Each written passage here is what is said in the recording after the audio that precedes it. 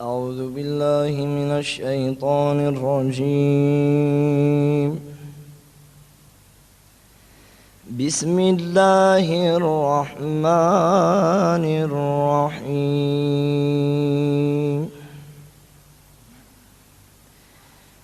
قل إنما أنا بشر مثلكم يوحى إلي أنما إلهكم إله واحد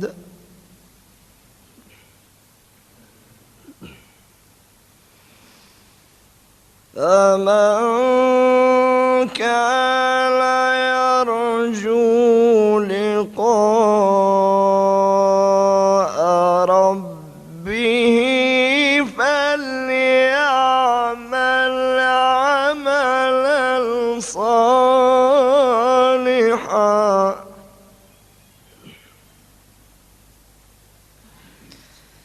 فمن كان يرجو لقاء ربه فليعمل عملا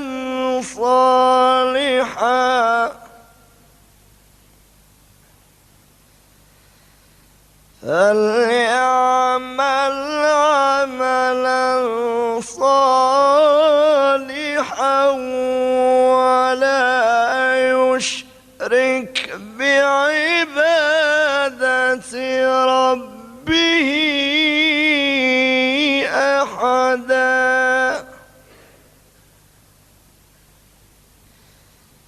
بسم الله الرحمن الرحيم. كافها يا عين صاد.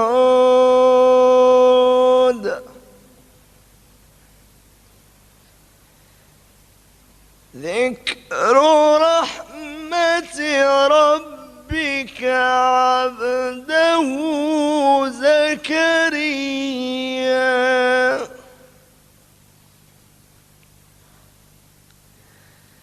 ذكر رحمة ربك عبده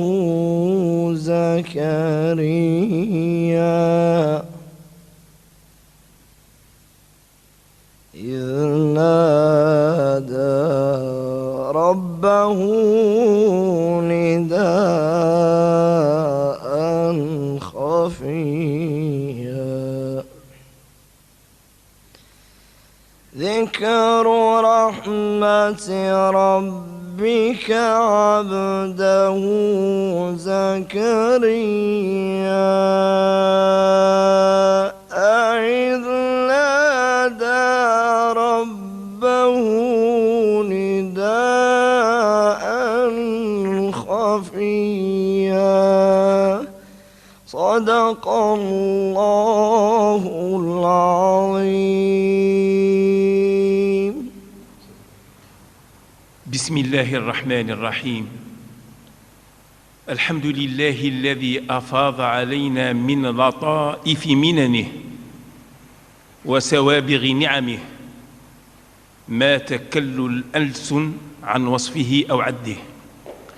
والصلاة والسلام على سيد خلقه وعروس حضرته وواسطة عقد أنبيائه ورسله سيدنا محمد وعلى آله وصحبه وورثة سره وكل داع إلى الله بإذنه. أيها الجمع الطيب الكريم، زارنا من مدينة ديجون الفرنسية فضيلة الشيخ الأستاذ الدكتور محمد بن مصطفى عبد العزيز فالسون، شيخ زاوية بمدينة ديجون الفرنسية، ليلقي على مسامع حضراتكم درسا من الدروس المحمدية موضوعه نظرات حول المعاني الخفية للحروف المتقطعة ياسين. فليتفضل شكر الله له. بسم الله الرحمن الرحيم. الحمد لله الذي أنزل على عبده الكتاب ولم يجعل له عوجا.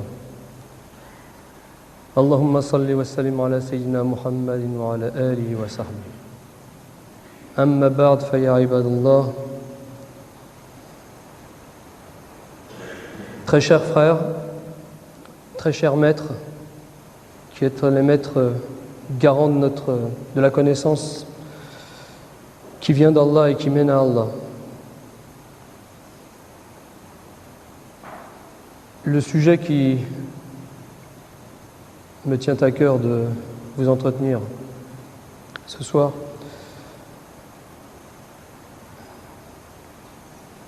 est un sujet qui demande une petite présentation. Et il est écrit dans le livre d'Allah, Ma faratna fil kitabi min shay.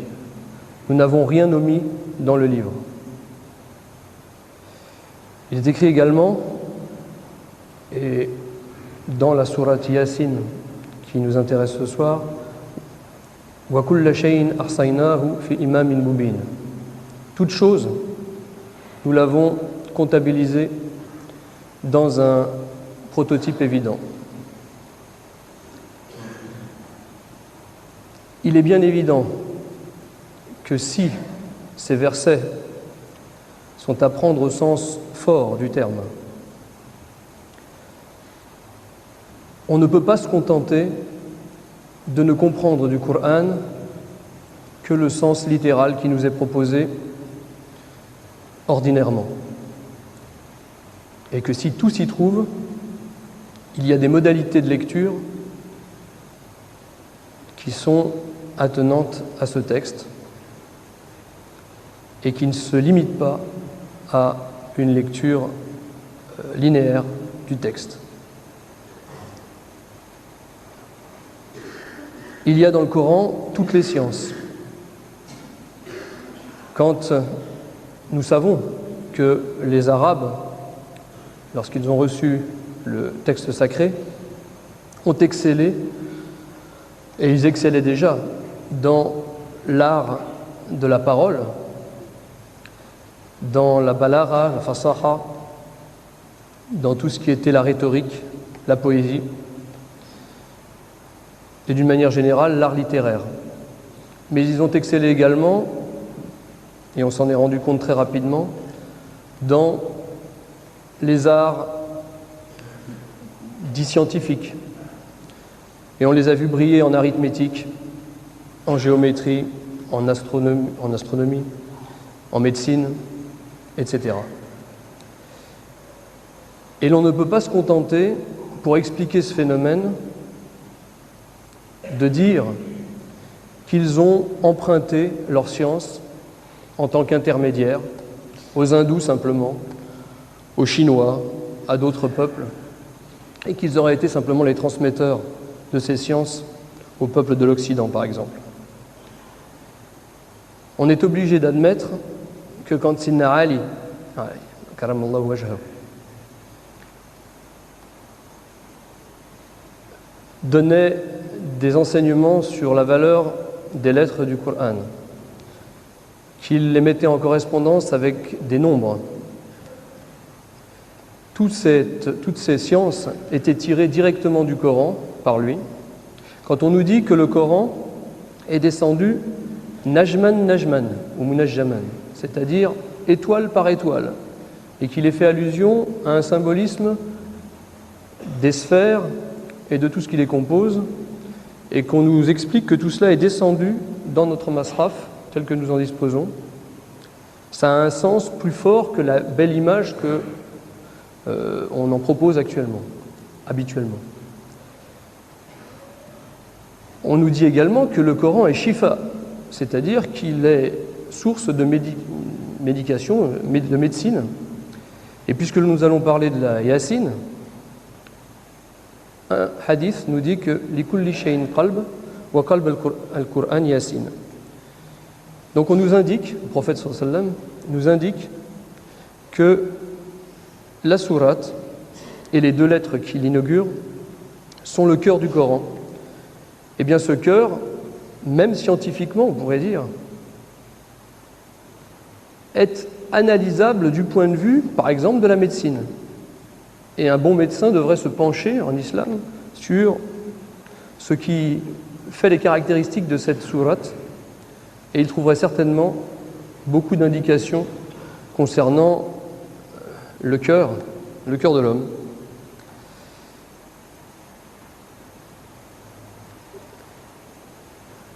Tout cela pour vous dire donc que le Coran a 2 manière de se présenter à nous. Dans le verset de la Baqara qui parle du Ramadan, Shahru Ramadan alladhi unzila fihi al-Qur'an hudan lin-nasi wa bayyinatin min al-huda wal-furqan, le Coran est présenté comme étant descendu durant le mois de Ramadan, et il est appelé non seulement Qur'an mais également Furqan. On sait que l'aspect Qur'an tend à donner l'image d'un rassemblement et d'une synthèse que le livre nous présente, et que l'aspect Furqan est au contraire le mouvement inverse, qui est de proposer un sens analytique où les choses apparaissent en diversité. Et on retrouve d'ailleurs cette racine faraka dans de nombreuses langues, pas simplement en arabe. Quand on parle en français de fourche, avec l'idée d'envoyer dans différentes directions, de fork en anglais, qui a le même sens. Quand on nous parle de fragmentation, de fraction, tout cela mène à l'idée que la racine faraka a toujours cette idée de disperser les choses de l'unité vers la multiplicité, et le Coran, au contraire, de ramener cette multiplicité vers l'unité. Et le Coran dont nous disposons quand nous prenons un masraf, eh bien nous l'ouvrons et il nous apparaît à nous, à partir du moment où on prend considération des éléments qu'il compose, il apparaît plutôt comme un Furqan. Et nous constatons qu'il a 2 bornes, alors que la parole d'Allah est infinie. Au moment où il est descendu fi Laylatul Qadr, c'est-à-dire qu'il a pris des maqadir, il a pris des dimensions, des proportions. À ce moment-là, on a un Coran qui nous apparaît dans un espace et qui est borné par 2 lettres, la première lettre du Coran et la dernière.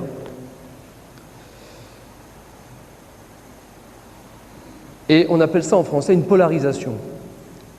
C'est-à-dire que de l'unité, 2 pôles apparaissent et que la manifestation se déroule entre ces 2 pôles. La première lettre du Coran mérite une analyse particulière dans la mesure où elle est connue pour être un ba, le ba de la basmala, bismillah, au nom d'Allah. Mais c'est un ba qui a une particularité, c'est d'être allongé. Et on nous dit que les calligraphes tiennent une tradition où il a été dit Tawwilu harf al-ba azhiru as-sin wa dawwiru al-mim, je crois. Donc allonger la barre du bas. Et pour une raison simple, c'est que alif de ism qui suivait ce ba a été subtilisé. Et que, à la disparition de cet alif, le ba a pris sa place.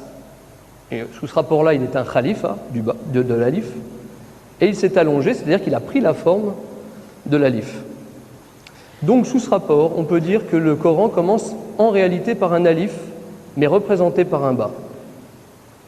Et d'ailleurs, le premier mot de la révélation a été Iqra, avec un alif. Mais un alif qui, comme dans le terme ism, est en khafd, c'est-à-dire que c'est le i qui le caractérise, puisque le Coran est descendu et que le son i est un son descendant. Donc le amr, le commandement divin, descend le long de cet alif et est transmis par le ba.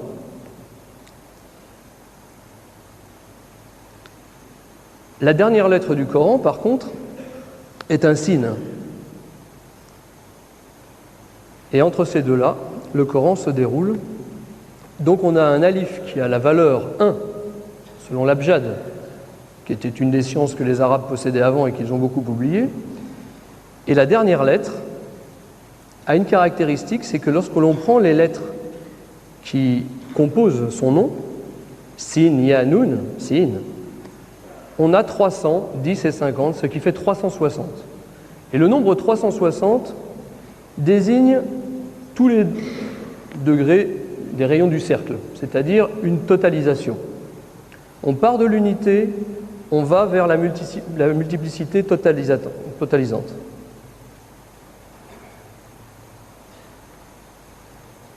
Voilà pour ce qui concerne les deux extrémités du Coran.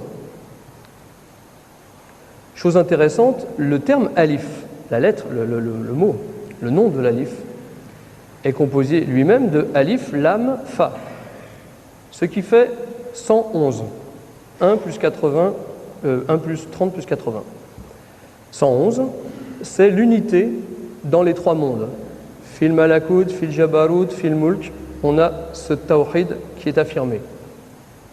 Et de l'autre côté, donc, on a le dernier mot du Coran, qui est le mot nas, et qui lui-même, nun valant 50, alif valant 1 et sin valant 60, de nouveau reproduit la valeur 111, 1, 1, 1. Et on passe donc d'un pôle à l'autre. Vous savez que le mot qutb, le pôle, a lui-même la valeur 111, et on va bien d'un 111 à l'autre 111 en parcourant le Coran. Et le Coran est descendu sur Mohammed sallallahu alayhi wa sallam pour les hommes. Le qasd de la descente du Coran, c'est les hommes, en-nas. Et donc il est le dernier terme du Coran, puisque c'est lui qui est le maqsoud, c'est lui qui est le but de cette descente.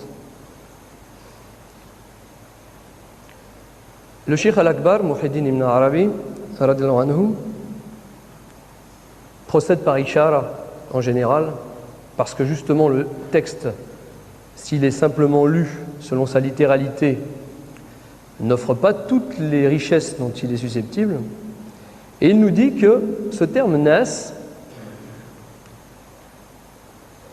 cache quelque chose. En réalité, ce n'est pas simplement les hommes, et donc le pluriel qui est visé. Soit dit en passant, nous avons les mêmes caractéristiques dans une langue comme le français, par exemple. Nous commençons pour exprimer l'unité par un i, comme j'ai dit pour ikra ou pour ism, et nous finissons par un s pour la multiplicité, c'est la marque du pluriel, comme le sin le fait dans le Coran. C'est pour cela que dans les contes que nous proposons en français, il y a toujours une formule consacrée qui dit « il était une fois », on commence par l'unité, et on finit par « et ils eurent beaucoup d'enfants », et on finit par la progéniture, par le s, et le conte se déroule entre les deux. Donc le Cheikh al-Akbar nous dit que le mot nas désigne en réalité an-nasi, celui qui a oublié, de Nisyan. Et donc, Allah s'adresse à celui qui a oublié le mithaq, le pacte originel. Mais le pacte originel a été fait selon une modalité, et le pacte que nous faisons en général, que ce soit dans les affaires, que ce soit dans les affaires spirituelles aussi, se fait avec une prise de la main en général. Et donc nous en arrivons à la question du cœur du Coran, Yasin. Et vous entendez bien que dans le Ya, qui est la marque du I, on retrouve la première lettre du Coran, et dans le Sin, on retrouve la dernière lettre du Coran. On nous dit que c'est le cœur du Coran. Et il est dit également « Iqra'u ala mautakum Yasin ». Lisez-la, cette sourate, ou ces deux lettres, sur vos morts. Pourquoi ? Parce qu'évidemment, en tant que cœur, elle a une fonction vivifiante, vivificatrice. Et la sourate elle-même va insister là-dessus. « Inna nahnu nuhyil mauta »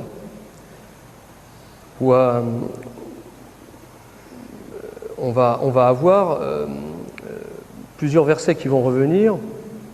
On va avoir le verset qui nous dit que quand elle est à la fin de la sourate, ça va me revenir. Donc cette sourate est un gage de vivification et elle est présentée par deux lettres que l'on dit mystérieuses, qui sont des symboles, des rumuz, d'après le Cheikh Al-Akbar. Et elles ont pris plusieurs sens, puisque ces symboles ne sont pas limités à une signification ou deux, etc. Elles sont susceptibles de multiples significations, et en général, on les prend comme, par métonymie, comme lettres initiales de nom divin, de nom du prophète, sallallahu alayhi wa sallam, de nom d'ange. Et ainsi, il nous est dit que, le Cheikh Al-Akbar nous dit que le Ya est un nida murakham, le Ya Sayyid. Pour lui, la signification qui nous vient de Sayyidina Ja'far al-Sadiq, il nous disait que Yasin désigne en réalité l'appel Ya Sayyid, ô le chef, le seigneur. Et ce même Ja'far al-Sadiq, je préfère citer les choses de manière un peu exacte, nous dit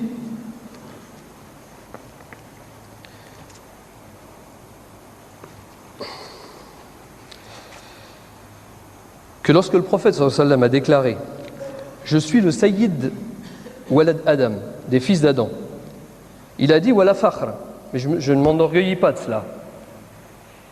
Et il n'a donc pas dit cela pour faire valoir une titulature, mais pour informer sur ce qu'il fallait entendre dans l'appel Yasin qu'Allah lui adresse. Et le Cheikh nous dit « Ceci doit attirer notre attention sur la récitation particulière qu'il fit, le prophète sallallahu alayhi wa sallam, lorsqu'il était sur un minbar. Il leur a dit « Ya Mali » au lieu de dire « Ya Malik » tel que le Mus'haf nous l'enseigne. Également, il disait « Ya Abahar » au lieu de « Ya Abu Huraira » Ya Aba Huraira.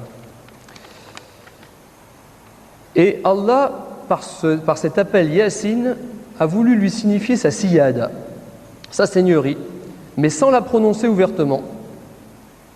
Et il lui a ordonné de la rendre publique.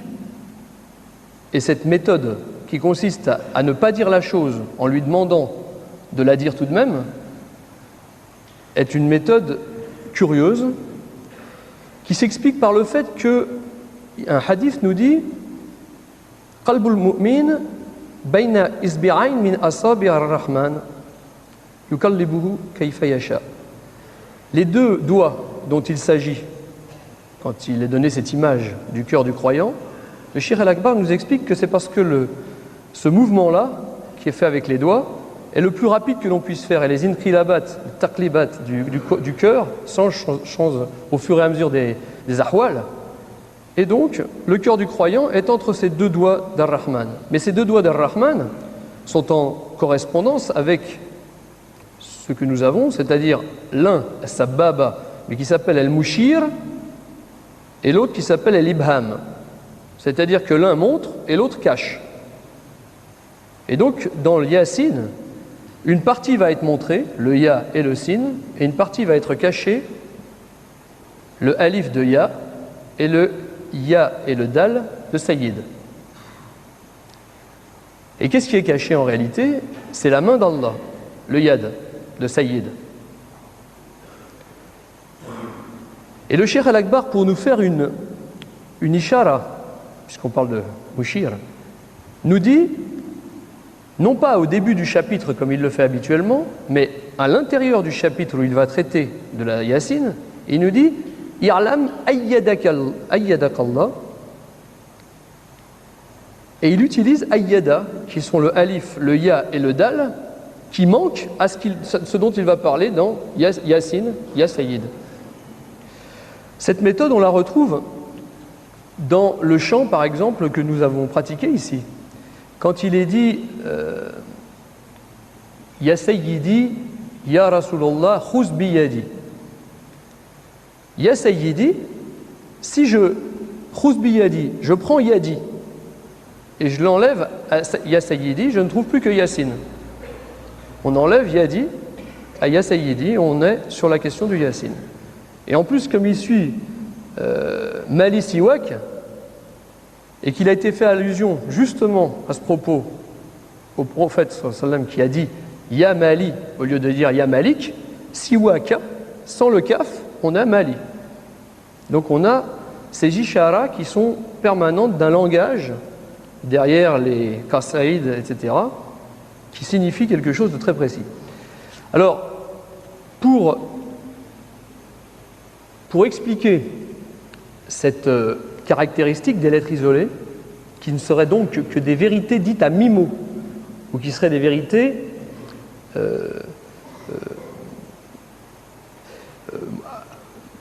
en partie cachées, disons, occultées. Le shir, on traite dans la section des Futuhat, qui est la 5e section, qu'on appelle les Munazalat, après la section des Manazil, qui correspond aux Surat. C'est une section qui correspond aux Surat. Il y a 114 Manazil et il y a 78 Munazalat. Ces 78 Munazalat correspondent aux 78 lettres isolées du Coran, quand on compte la répétition des alif, lam, mim, etc. Qu'est-ce que c'est qu'une Munazalat chez le Cheikh Al-Akbar pour comprendre ce qu'il indique par les termes Yasin? Une Munazala, par rapport à un manzil, c'est le moment où deux personnes veulent se rendre chez l'autre, mais qu'ils se rencontrent à mi-chemin. Alors que le manzil, c'est quelqu'un qui se rend dans la demeure de l'autre. Et quand Allah descend dans la demeure du croyant, on parle d'un manzil, la sourate descend sur le qalb de Muhammad sallallahu alayhi wa sallam, et il prend place dans une demeure. Quand le croyant visite Allah, il se rend à son manzil, mais quand les deux ont un désir commun et réciproque d'aller chez l'autre, ils se rencontrent à mi-chemin, et c'est cette rencontre à mi-chemin que Ya et Sin indiquent par rapport au Ayyada qui manque et que l'homme doit apporter ou doit aller chercher, plus exactement, pour que cette rencontre ait lieu. C'est donc un symbole. Un symbole, à l'origine, c'était quelqu'un qui cassait une pièce en deux, symbolone, hein, qui donnait la moitié à l'autre, et quand ils se rencontraient, ils regardaient si ça correspondait, et ils savaient qu'ils étaient en correspondance dans un rapport particulier. Et c'est un langage d'amoureux. On cache la moitié des choses pour pas que les autres comprennent, et c'est ce que disent la plupart des maîtres quand ils parlent de cette manière de procéder. On a par exemple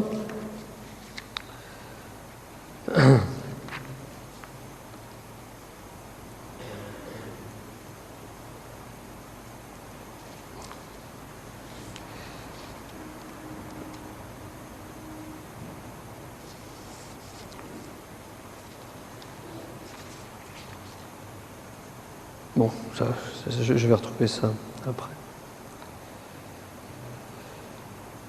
Donc on a ces lettres Yassine désignent Ya Sayyid dans l'explication qui vient d'être donnée. Elles désignent, on le sait aussi, ce qui n'empêche donc pas du tout les autres sens de coexister, Ya Insan. Elles désignent Ya Muhammad, d'après les commentateurs. Et tout cela se conçoit dans la mesure où le nom Muhammad sallallahu alayhi wa sallam est composé de lettres mim, ha, mim, dal, puisque le mim est mushaddada. Et cette valeur est de 314. Ce nombre 314 est à retenir parce qu'il est la valeur approchée,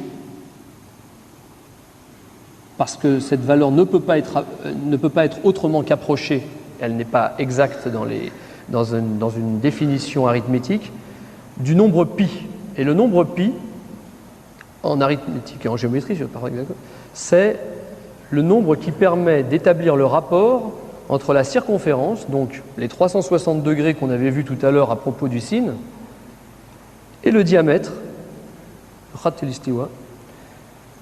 puisqu'on sait que 3,14 fois le diamètre égale la circonférence. Et que les hommes qui sont placés sur la circonférence, s'ils veulent rejoindre le centre ou le cœur du monde, sont obligés d'emprunter le chemin qui est celui du diamètre ou du rayon pour trouver ce centre. Et donc Muhammad sallallahu alayhi wa sallam devient l'intermédiaire nécessaire et indispensable pour retrouver ce centre. Et ce nombre 314 est recouvert par un nom divin, parce que c'est toujours un nom divin qui est derrière cela, et c'est le nom Qadir, Qaf, Dal, Ya, Ara. 100, 4, 10, 200. Et quand on nous dit Wa huwa ala kulli shay'in qadir, c'est qu'il est qadir sur kullu shay'in. Or, kullu shay'in vaut 360. Kullu vaut 50 et shay vaut 310. Donc, sur toute chose qui représente la complétude, il est qadir, c'est-à-dire qu'il impose non seulement une limite, mais il permet aussi d'établir un rapport qui va nous permettre de retrouver le centre. Et ce qadir, ce nom divin, est une expression de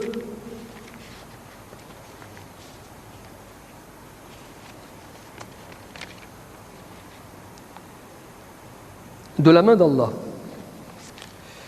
Voici ce qui est dit quand on trouve cela dans le Murjam de Krashani.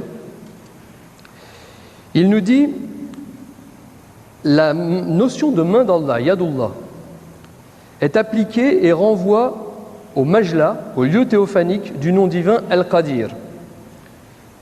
Et ce majla, c'est Abd al-Qadir. C'est celui qui en est le support. Et Al-Qadir est le ruh, donc de la main, qui est la main d'Allah. Et il est la forme dont se revêt la main d'Allah. Et le Ya, dit-il, est une allusion à Yad, à la main d'Allah, et à la puissance d'Allah.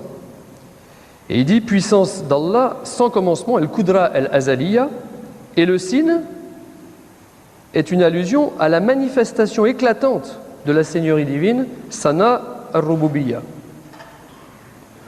Le terme Sana qui est utilisé pour exprimer le Sin est un terme intéressant puisqu'il est fait des mêmes lettres que Nas, avec un autre ordre, mais c'est toujours 111, le Qutb, qui est derrière cette expression. Et tout cela pour vous dire que cela cache la siyada du Nabi sallallahu alayhi wa sallam. Cette siyada, es-siyada, ça vaut également 111. Si vous prenez les lettres, es-siyada, ça exprime cette valeur 111 de Qutb. Une anecdote à ce propos, le cheikh Abul Hassan Shadhili était un jour abordé par quelqu'un qui lui dit « Anta al-Qutb ?»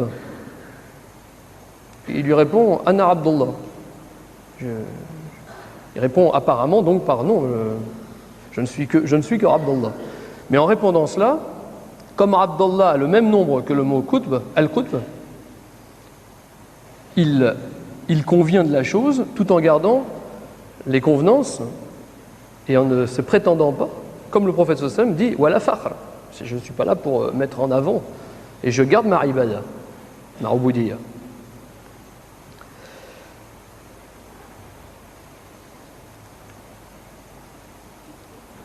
Cette manière d'exprimer les vérités à mi-mot, par la moitié des choses,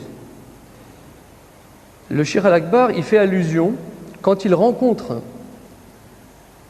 une manifestation du cœur du monde, qui est le cœur de la Kaaba, qui est le cœur, bien entendu,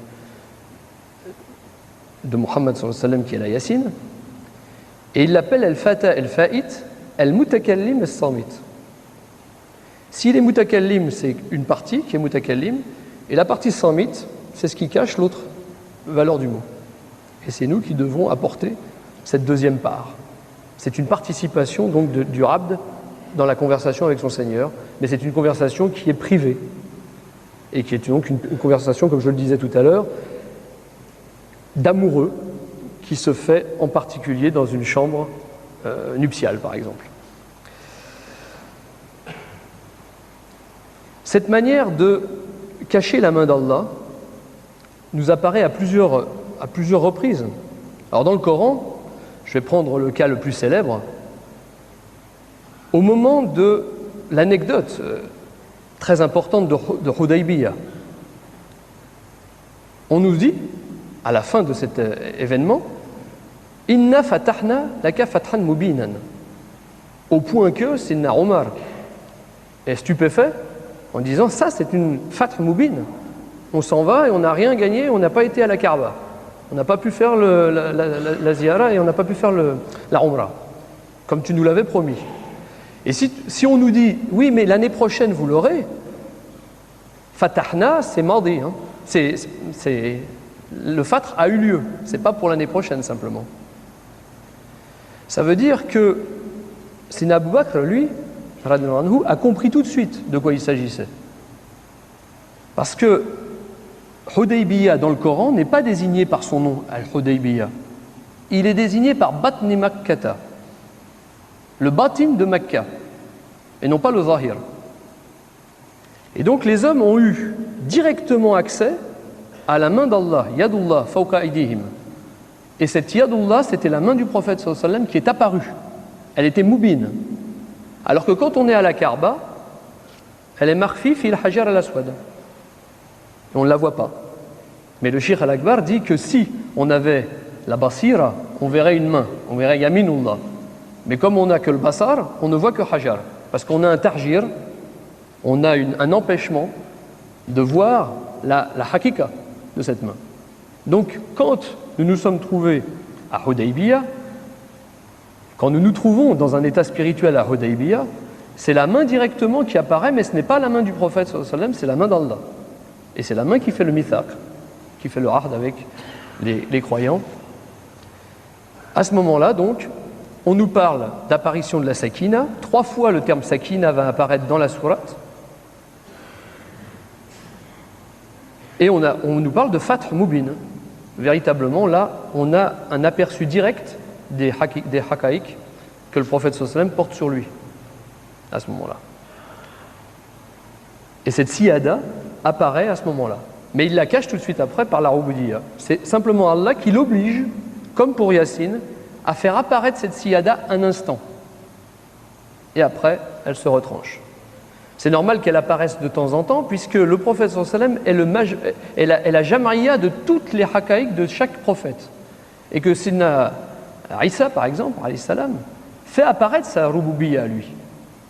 Alors, comme le prophète sallallahu alayhi wa sallam a directement une ralaqat avec Sidna Isa, il est obligé lui-même de faire apparaître à certains moments cette fonction de Sidna Isa, mais il ne la fait pas durer comme la Roubiya de Sidna Isa pouvait le faire. Quand il est avec le Ifrit, il rend tout de suite à Sidna Sulaiman son haq. Quand il est avec Isa, il lui rend tout de suite son haq. Chaque prophète manifeste une qualité de Muhammad sallallahu alayhi wa sallam, mais le prophète sallallahu alayhi wa sallam lui laisse ce privilège tout de suite après, l'avoir manifesté une fois, ou plusieurs.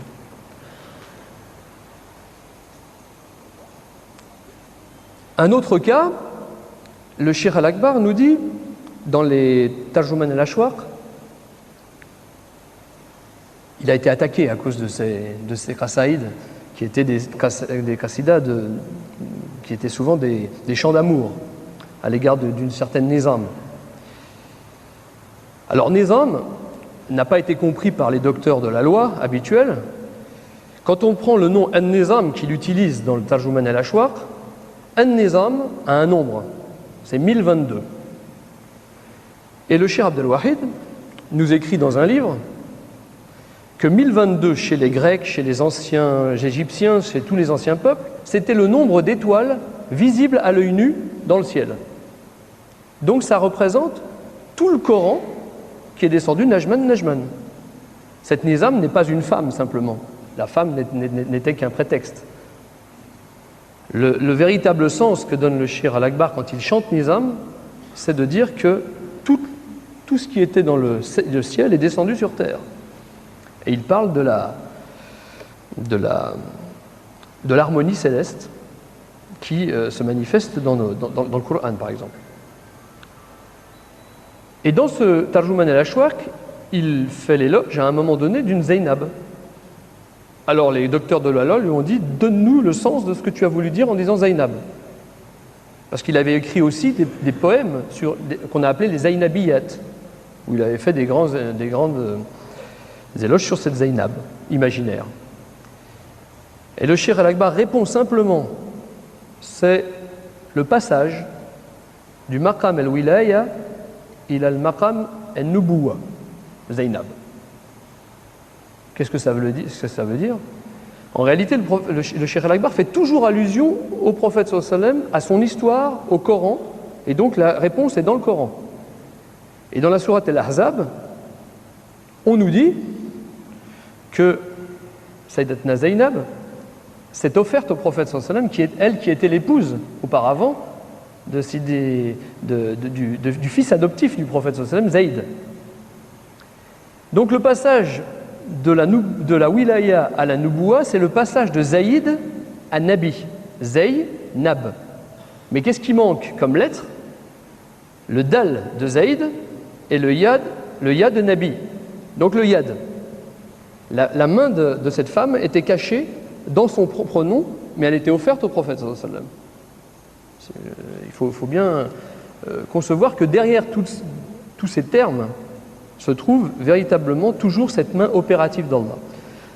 Alors le Cheikh Abdel Wahid, par exemple, puisque je l'ai cité tout à l'heure, nous dit que ce ya dans le cœur, ce ya qui est dans le cœur du Coran, désigne en réalité le principe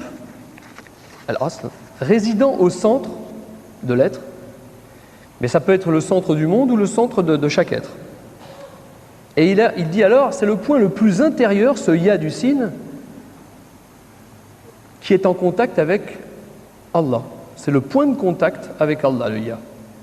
Et c'est pour ça qu'il est dit, à propos de Sayyidina Zakaria, que, quand il a été dit tout à l'heure dans la tilawa, Kafa ya insad, zikru rahmati rabbika abdahu Zakaria. Il y a un nida qui est le ya, khafi, parce qu'il est caché, et il est caché dans le nom de Zakaria, parce que ce nom de Zakaria, c'est un nom hébraïque au départ. Et les Hébreux n'ont pas le zal, ils n'ont que le zaï, pour dire zikr. Ils disent zikr, ils ne disent pas zikr. Alors Allah nous met le zikr rahmat, pour nous faire comprendre que Zakaria, en fait, c'est un zikr du ya. Et qu'avec ce zikr du ya, il va faire naître Yahya. Le Yahya, c'est le Ya vivant qui est produit directement par un pouvoir qui se passe des asbab. Parce que Sidna Zakaria est trop vieux. C'est un cher. Sa femme, elle est stérile. Ils ne peuvent pas faire d'enfant. Alors Allah lui dit, par le zikr du Ya, tu vas faire Yahya. Parce que le zikr du Ya est direct, mubashara. Il ne demande pas d'intermédiaire. Donc, même si les intermédiaires sont incapables de produire, le pouvoir direct du Ya va faire cela. Et c'est ce Ya qui est dans le cœur qui va produire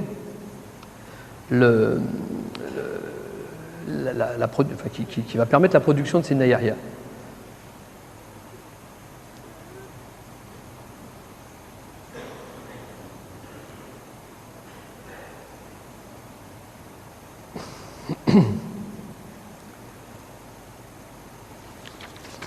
Donc, vous comprenez à travers tous ces exemples que le fait que la Yassine, en tant que Ya du Sin, parce que vous pouvez lire de deux manières Yassine, c'est deux lettres, ou Yassine veut dire le Ya qui est dans le Sin. Au centre du Sin, il y a Sin, il y a Nun. Le Ya qui est au milieu du Sin, c'est le Ya qui est au milieu du cœur. Et le Cheikh Al-Akbar nous dit une chose assez curieuse dans le Manzil qu'il appelle Manzil Sirrain min Asrar Qalb al-Jam wal-Wujud et qui correspond à la sourate Yassine. Il nous dit هذا المنزل عنه ظهرت جميع المنازل الإلهية كلها في العالم. C'est donc la demeure spirituelle à partir de laquelle toutes les autres demeures spirituelles, donc les autres sourates, sont apparues dans le monde. C'est la source, ce cœur du Coran. Et il nous dit que ce manzil a lui-même un cœur. Il parle du lub al-lub dans le chapitre, ou du lub al-qalb, et qui est le verset que l'imam, le cheikh Ibn Ajiba, dans le Bahr al-Madin, nous dit être Salamun qawlan min Rabbin Rahim. C'est-à-dire que le cœur a lui-même un cœur ou un centre, et il est inauguré par Salam, par la lettre Sin, inaugurant le nom Salam. Et évidemment, au centre du cœur, c'est là que réside la grande paix. Et cette grande paix est également appelée Sakina, qui commence également par un Sin, et qui a été évoquée tout à l'heure à propos de la sourate Al-Fath. Donc,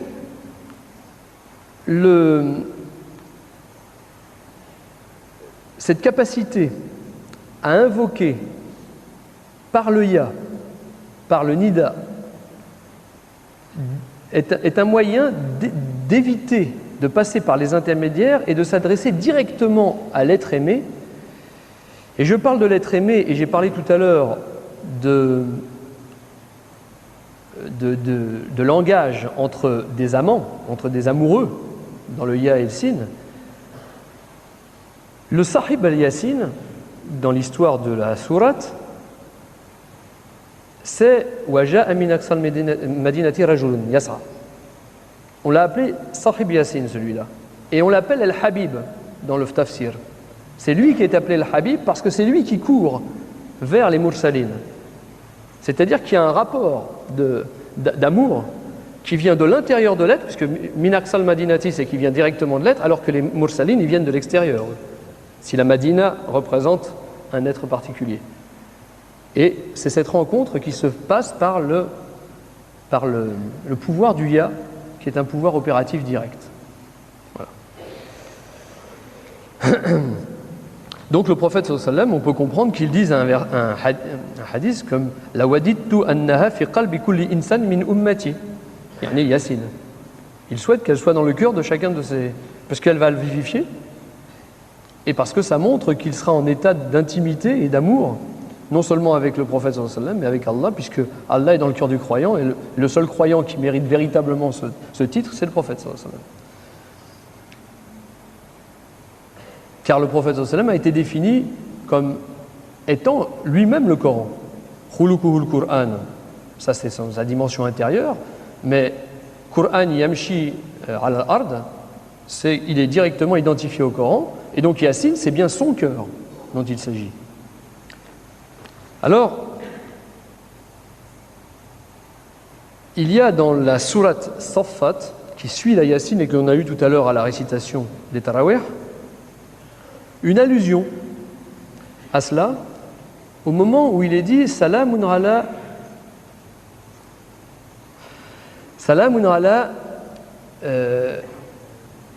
Ilyasin, et dans l'autre riwayat Salam ala Ali Yasin.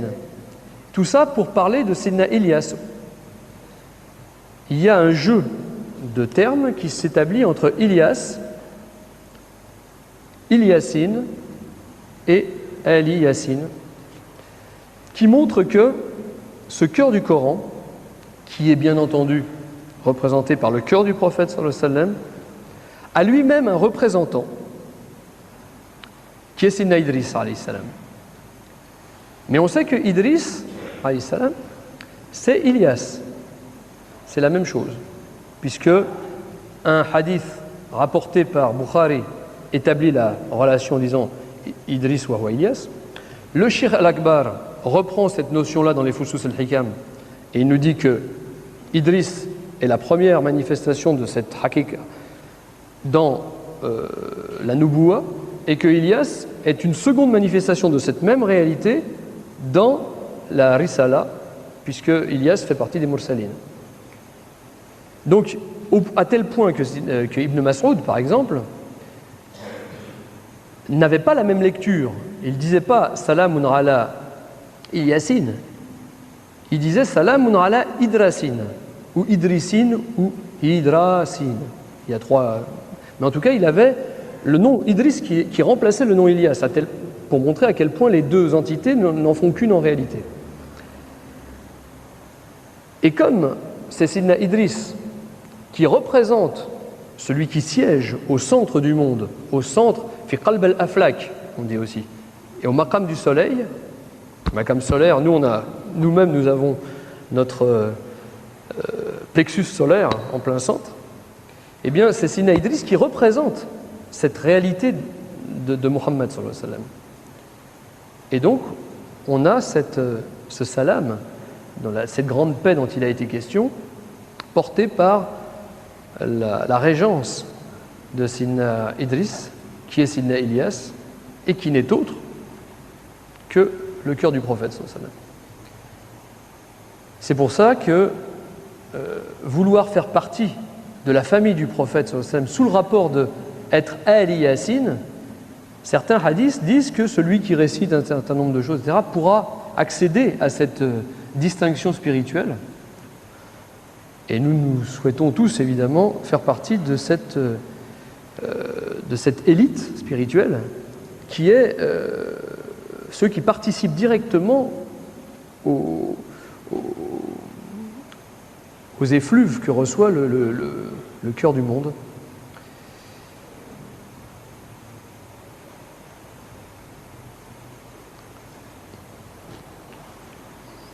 Donc je vais terminer sur ces quelques remarques. Le sujet est évidemment sans fin. Et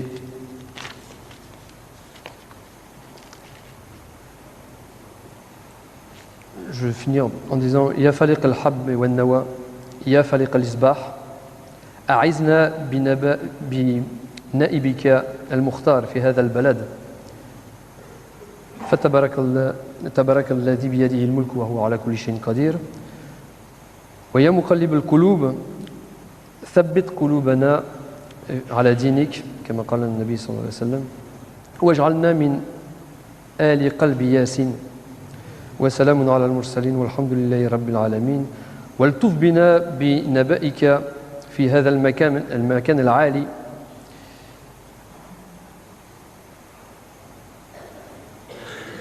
فسبحان الذي بيده ملكوت كل شيء. آمين. السلام عليكم ورحمة الله وبركاته.